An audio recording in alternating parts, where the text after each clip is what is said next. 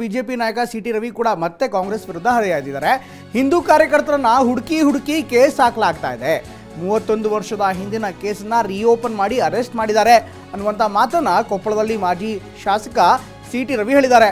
ಸರ್ಕಾರದ ವಿರುದ್ಧ ಕೆಂಡಾಮಂಡಲ ಆಗಿರುವಂತಹ ಸಿಟಿ ರವಿ ಸಮರ್ಥನೆಗೆ ಸುಳ್ಳುಗಳ ಆರೋಪ ಪಟ್ಟಿ ರೆಡಿ ಮಾಡಿದ್ದಾರೆ ಅಂತ ನೇರವಾದಂಥ ಆರೋಪವನ್ನು ಮಾಡಿದ್ದಾರೆ. ಇನ್ನು ಹಿಂದೂ ವಿರೋಧಿ ನೀತಿಯ ಏನಿದೆ ಅದು ಕಾಂಗ್ರೆಸ್ನ DNA ಬಂದಿದೆ. ಹೀಗಾಗಿ ಸರ್ಕಾರ ಹಿಂದೂ ವಿರೋಧಿ ನೀತಿ ಅನುಸರಿಸ್ತಾ ಇದೆ ಅಂತ ಸಿಟಿ ರವಿ ಆರೋಪವನ್ನು ಮಾಡಿದ್ದಾರೆ.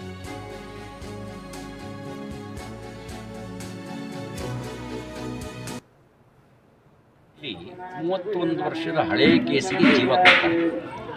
ಶ್ರೀಕಾಂತ್ ಪೂಜಾರಿ ಅಂತ ಕರಸೇವಕನ ಮೇಲೆ 31 ವರ್ಷದ ಹಳೆ ಕೇಸಿಗೆ ಜೀವ ಕೊಡ್ತಾರೆ.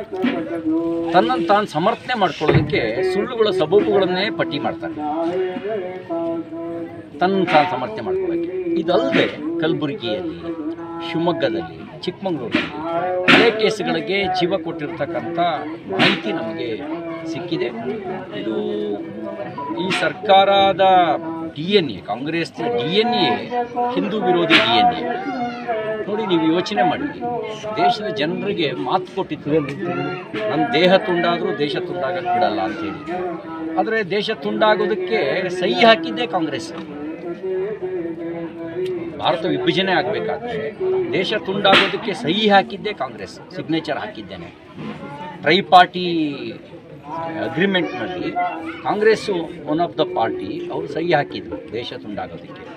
ಹೀಗೆ ತುಂಡಾದ ನಂತರನೂ ಕೂಡ, ತುಂಡಾದ ಭಾರತದಲ್ಲಾದರೂ ಕೂಡ ಹಿಂದೂಗಳನ್ನು ನೆಮ್ಮದಿಯಾಗಿರ್ಲಿಕ್ಕೆ ಬಿಡಲಿಲ್ಲ, ಟಾರ್ಗೆಟ್ ಮಾಡಲಿಕ್ಕೆ ಪ್ರಾರಂಭ ಮಾಡಿದ್ರು. ಈ ಸರ್ಕಾರದ DNA ಏನು ಹಿಂದೂ ವಿರೋಧಿ DNA ಇದೆ, ಆ ಹಿಂದೂ ವಿರೋಧಿ DNA ಇರೋ ಕಾರಣಕ್ಕೆ ಈ ಯಾವ್ಯಾವಾಗ ಬರುತ್ತೆ ಆಗ ಹಿಂದೂಗಳನ್ನು, ಹಿಂದೂ ಕಾರ್ಯಕರ್ತರನ್ನ, ಹಿಂದೂ ಸಂಘಟನೆಯನ್ನು ಟಾರ್ಗೆಟ್ ಮಾಡ್ತಾರೆ.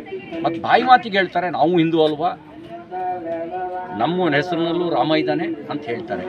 ಆದರೆ ರಾಷ್ಟ್ರ ಕಾರ್ಯದ ಪ್ರಶ್ನೆ ಬಂದಾಗ, ರಾಮ ಮಂದಿರದ ನಿರ್ಮಾಣದ ಪ್ರಶ್ನೆ ಅವ್ರ ಮುಂದೆ ಬಂದಾಗ ಅದನ್ನು ವಿರೋಧ ಮಾಡ್ತಾರೆ. ಇದು ಸಾಕಷ್ಟು ಅಪ್ಡೇಟ್ಸ್ಗಳು ಬರ್ತಾ ಇದೆ. ಒಂದು ಕಡೆಗೆ ಬಿಜೆಪಿ ಮತ್ತು ಕಾಂಗ್ರೆಸ್ ನಡುವೆ ಈ ಶ್ರೀಕಾಂತ್ ಪೂಜಾರಿ ಬಂಧನ ಕೇಸ್ ಸಾಕಷ್ಟು ದೊಡ್ಡ ಮಟ್ಟದಲ್ಲಿ ಹಗ್ಗಜಗ್ಗಾಟಕ್ಕೆ, ಯುದ್ಧಕ್ಕೆ ಕಾರಣವಾಗ್ತಾ ಇದೆ.